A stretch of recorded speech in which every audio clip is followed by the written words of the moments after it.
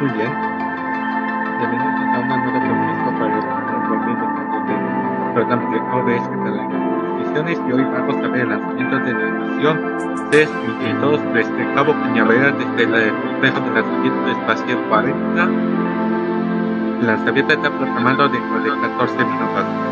Mientras en estos momentos que inicia la transmisión estaremos esperando. Vamos a hablar sobre todo este tipo de la misión. Bueno, ya son 6 misiones de fuerte Falcon 9 que lanza este tipo de satélites. La mayoría fueron de las versiones anteriores que nunca se habían lanzado con una versión de Block 5.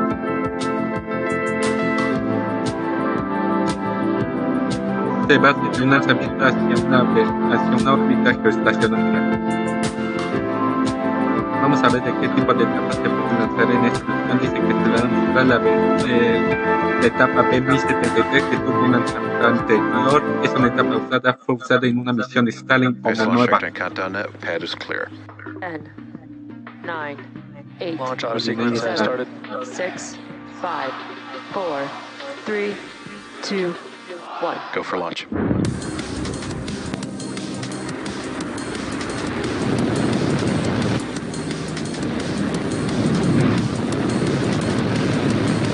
Vehicle is supersonic. Stage separation confirmed. Dragon, separation confirmed.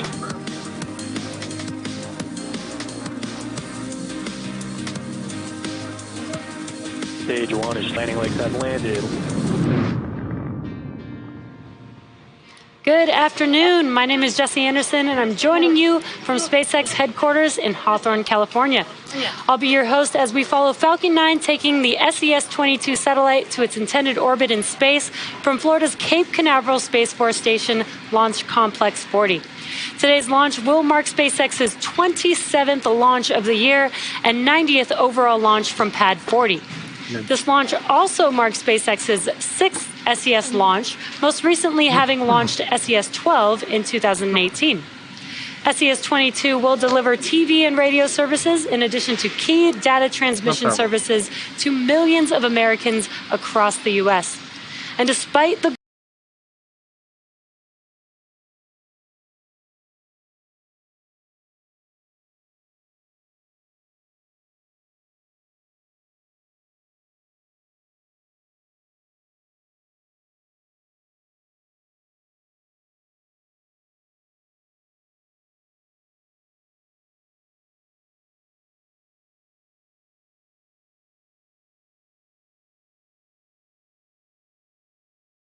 our payload bearing. And contamination during ascent. Once we reach the vacuum of space, we will jettison the fairing as the second stage will continue on its journey to orbit. Now below the payload fairing is the second stage, which is responsible for taking the SES-22 satellite to its correct drop-off orbit in space. Not only does SpaceX's second stage look similar to the first stage, which is the larger stage below it, it also has the same diameter, uses the same metal in the tanks, same computers, same propellant, and nearly the same engine. This allows us to use similar tooling, design, and systems to essentially build two rockets that are more reliable. The first and second stages are connected by the inner stage, which has pneumatic pushers that allow stage separation during flight. The inner stage also houses the 10th engine, canal vacuum engine, or what you'll hear us call the MVAC engine. The bottom two-thirds of the vehicle is the first stage and is the primary part of the rocket that gets reused multiple times. On the bottom of the first stage are 9 Merlin M1D engines that accelerate the vehicle through the Earth's atmosphere and into various orbits in space. Now, the first stage and both the fairing halves are flying for the second time on this mission. We will be attempting to recover these rocket parts for a second time today, using our drone ship, a shortfall of gravitas, which is what you are seeing on your screen. And for the recovery of the fairing halves, we will be using our recovery ship, Doug. Now, liftoff is currently set for 5:04 p.m. Eastern Time. So let's learn a little bit more about our customer and the mission. Get ready as SES-22 embarks on its journey to space on a SpaceX rocket to deliver TV and radio experiences as well as data transmission services to millions of Americans in the U.S. Tanto de TV y radio. Bueno, es que ya sabes de que no sé nada en inglés. But its mission doesn't end there. SES-22 is also part of SES's program to complete the FCC's plan to rapidly clear C-band spectrum, with the goal of making room for 5G-enabled services in the U.S.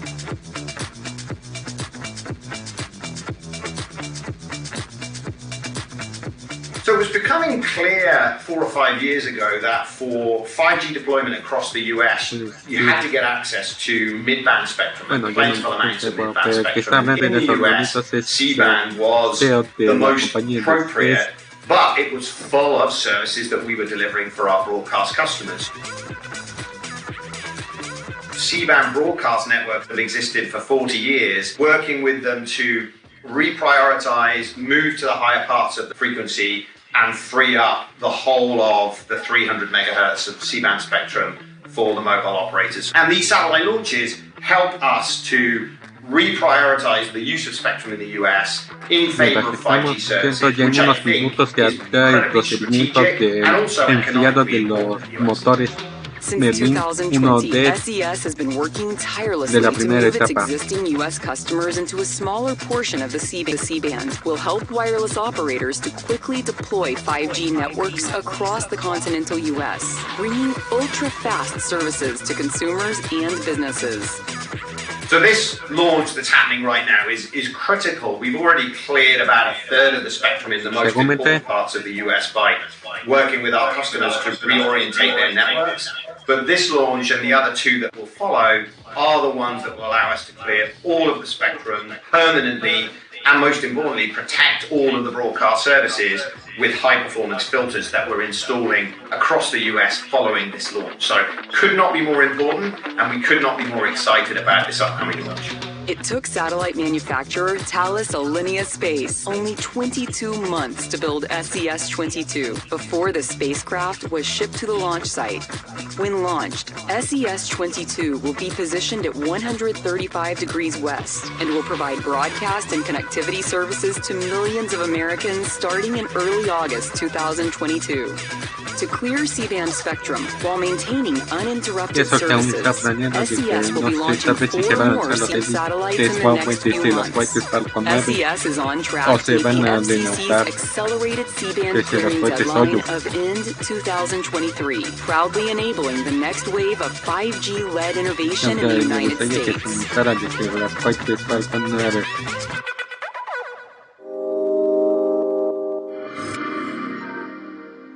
Ahí está el símbolo de la SES was one of SpaceX's earliest launch customers and has been a key partner in a number of firsts for us. SES was the first commercial satellite operator to launch with SpaceX back in December of 2013 with SES-8. This mission also happened to be SpaceX's first mission to a super-synchronous transfer orbit. And most notably, SES was also the very first customer to fly on a reused booster. SpaceX launched SES-10 back in March of 2017, using a booster that previously supported a Dragon cargo resupply mission. Stage 1, RP1. Just 5 years later, SpaceX has reflown Falcon rockets 102 times. It is an incredible progression, and we greatly appreciate SES's support over the years in these efforts. Now, as far as the mission to space, to get SES-22 and any payload into orbit, the rocket has to not only go up really fast, it also has to tilt the engines, and the technical term for that is called gimbaling, and that turns the rocket horizontally. Now, we're still going up, but we are also heading horizontally away from the launch pad, and that's what we call a gravity turn. The rocket typically needs to go 17,500 miles per hour horizontally in order to avoid being pulled back down to Earth and get into orbit. Now, to help demonstrate this concept, here is an image firing a cannon from a really high mountain. The cannonball will arc, and then gravity will pull it back down to Earth. And as you increase the power, the cannonball will arc and land further and further away. Now, eventually, if you could continue to increase the power, the cannonball will be going so fast that it ends up in free fall around the Earth. Now gravity is still pulling it back down to Earth, but it's going so fast that it never hits the ground. Pressure for strong back retract. Now this arc, which constantly misses the Earth, is called an orbit. So when we get to liftoff today, watch Oracle. You'll see that we go straight up until about T plus 10 seconds, at which point we will begin that shift in orientation, so Falcon 9 can go sideways really fast. So be sure to keep an eye out in just a few minutes. Hace menos un minuto, además, ya iniciará la composición de que si se lanzará o no. Después de un minuto, ya, como les dije, ya decidirá por sí mismo la computadora de lanzamiento. And as you can see on your screen, there are clamp arms opening up. That is connected to the transporter erector, which we will begin to retract away from the vehicle once the clamp arms are done opening. I will use the transporter erector to roll the vehicle out to the pad and raise it to its vertical launch position. Muy bien, ahí vamos. And it looks very slow and slight, but it looks like the clamp arms are now open, retracting just slightly away from the vehicle on your screen. Mañana tenemos un transporter erector also routes vehicles, fluids, power, and telemetry umbilicals from the ground systems to the rocket and satellites until Falcon 9 goes on internal power and clears the pad. Será de la configuración de la cofia de 5 metros de diámetro. Tendrá 4 propulsores. Coming up on the next event, which will be LOX load complete on the first stage. That happens around the T-3 minute mark. Second stage. There's that call out that LOX load is complete on the first stage. Second stage will complete around the T-2 minute mark, just about a minute away from now. And so far, weather is green. We are about 60% favorable for liftoff at T0 today. The range is also green for launch. The vehicle and payload continue to be healthy, and if for some reason we are not able to launch today, we do have a backup opportunity tomorrow at the same time. Por ejemplo, vamos a ver lo de la serie que estoy viendo que es de para toda la humanidad. Vamos a ver de las películas de la carrera. Now again, we are coming up on completion of propellant loading of the Falcon 9 vehicle. Second stage is coming up here at around the T-2 minute mark for LOX load completion. La de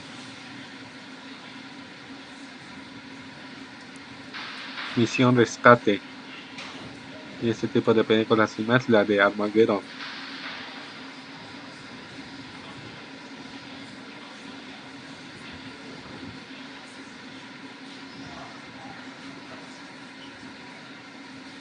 Stage 2 LOX load complete. Great news, propellant loading is now completed on Falcon 9. Next event we should hear is Falcon 9 in startup, and that'll be when the flight computers take over the vehicle. Gas launch closeouts. And now that we finished prop loading out the liquid oxygen lines on that T-minus 30 seconds. Launch director, we're good for launch. Great news, all systems go for launch. Let's watch as Falcon 9 takes the ses-22 satellite into orbit. T-minus 15 seconds. Vamos. 10, 9, 8, 7, 6, 5, 4, 3, 2, 1, 0. Ignition. And liftoff. Hay lanzamiento.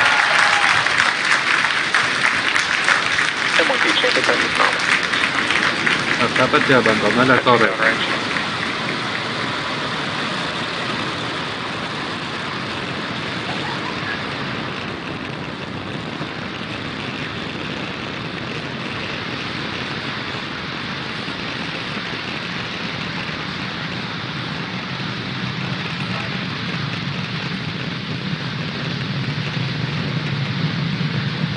Muy bien, ahora sí, ya tenemos.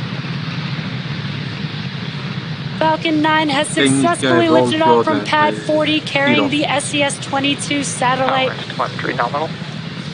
And we have throttled down the engines on stage 1 in preparation for max Q.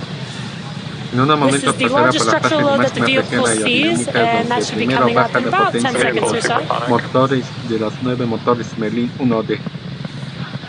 Y en unos minutos ya los motores aumentarán su potencia para ya abandonar la atmósfera. Max Q. And great news, the vehicle is now through the highest amount of aerodynamic pressures. So with that, we will have 3 events happening back to back. That will be MECO, stage separation, and SES-1. MECO stands for main engine cutoff, and that's where all 9 of the M1D engines shut the vehicle down in preparation for the next event, which is stage separation. And stage separation is exactly what it sounds like. That's where the first and second stage separate from each other. First stage will start to make its way back down to Earth, and again, we will be attempting to land on our drone ship a shortfall of gravitas today. And during that time, stage 2 will continue on its journey with the third event, SES-1 or second stage engine start 1. That's where the single Merlin vacuum engine on the second stage will light up, and it will propel the second stage along with the SES-22 payload to orbit. Now, in addition to these 3 major events, the fairing halves will separate about a minute after SES-1, so keep an eye out for that as well.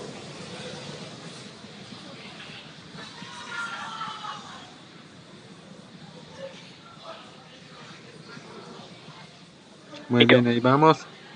El MECO se apaga el motor principal. Se ha separado las etapas. Se enciende el motor utilizado para el vacío. And some incredible views there on your screen. We were able to see MECO, stage separation, and on your right-hand screen, you could see that MVAC engine beginning to light up and glow, that red color there. First stage on your left-hand screen, those grid pins are deploying. That is what helps guide the vehicle back down to the landing zone. And we do have fairing deploy coming up here in just under 10 seconds. En la barcaza offshore of Gravita.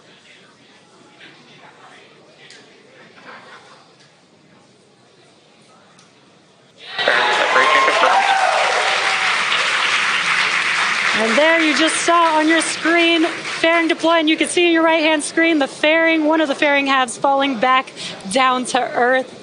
Really cool view. Again, we will be attempting to recover the fairing halves with our recovery ship, Doug, today. Muy bien, ya se separaron las cofias. Acquisition of signal, Bermuda. Just past T+4 minutes into launch today. In order to complete today's landing of the first stage, it will have a couple more burns to go. The next one will be the entry burn. That's where 3 of the 9 M1D engines reignite. This helps to slow the vehicle down as it's re-entering back into the upper parts of the Earth's atmosphere. Entry burn is just under 2 minutes from now. It'll last about 25 seconds or so.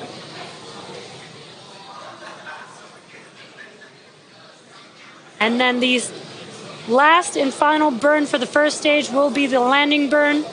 That is just a single engine burn. It's the Center E9 engine. Lights up just a few seconds before touching down on the landing zone. And these M1D engines have about 190,000 pounds of thrust.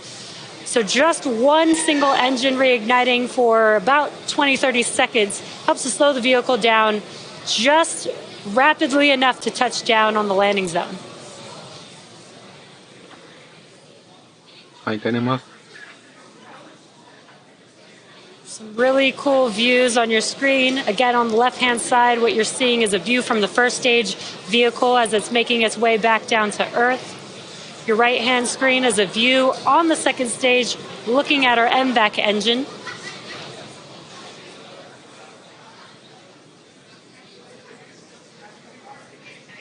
We're roughly 30 seconds away from the entry burn on the first stage.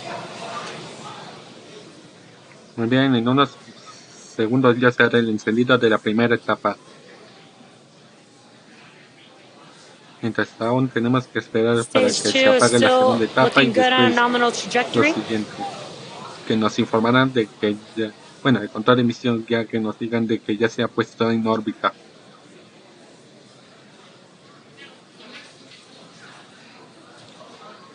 Acuérdense, a unos 60 kilómetros ya era el encendido de recarga que consistía en encender 3 motores. Stage 1, entry burn, startup. Muy bien, nos acaba de decir de que hace el encendido de reentrada de que se encenderán 3 motores, M1D el motor engines central have y reignited los for the mismos 2 entry de lado. burn. Acuérdense que el motor central es el único que tiene maniobra. And just a short burn helps to slow the vehicle down as it's entering back into the upper parts of the Earth's atmosphere.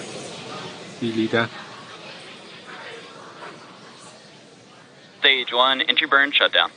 Muy bien, And as you see, those engines have now shut down. That concludes the entry burn. Esto lo hacen para evitar de que la primera Again, etapa next entre up a for the first velocidades stage will be the supersónicas, landing que no se burn. dañe. And the entry Both burn. vehicles are on nominal trajectories. O también para que Great call outs, nominal trajectories for both vehicles. And the entry burn does help slow the vehicle down as it enters back into the Earth's atmosphere, but the atmosphere actually helps to scrub most of the velocity on the first stage. So that's why we can let it coast until we get closer to landing, and then we'll ignite that last engine for the touchdown just a few seconds before landing. Stage 2 is the terminal guidance. Muy bien. And we're just about 30 seconds away from the landing burn on the first stage, but we will have a couple events happening back to back. First will be SECO 1, that is second stage engine cutoff 1 for the MVAC engine on that second stage. Just a few seconds after SECO 1 will be the landing burn beginning. Los únicos lanzamientos de que veremos muy bien las cámaras de la primera etapa serían donde las primeras etapas se utilizarán con la barcaza offshore for gravitas. There we have en estos both of momentos those ya se hace la events, fase de SECO aterrizaje 1 donde se and enciende the el landing motor burn beginning on the first central. stage. Again, attempting to land on Intentará ralentizar la a velocidad shortfall y of aterrizar. gravitas. Se apaga el motor cuando ya toque cero y ya el punto tiene que estar a 0 la velocidad. Ahí vamos.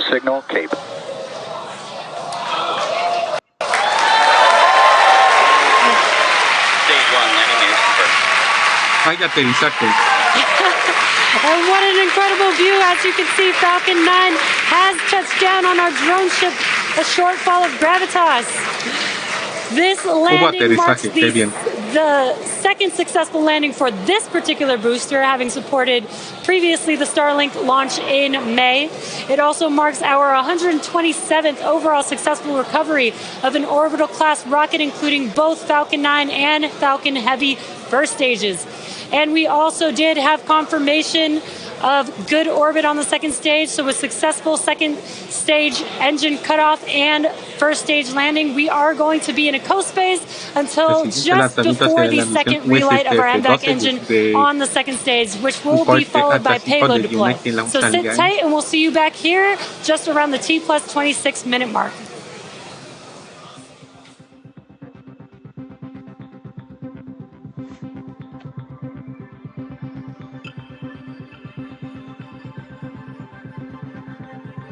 Así que de una vez terminamos la transmisión para que tenga que hacer las preparaciones para la siguiente transmisión dentro de un día, para mañana.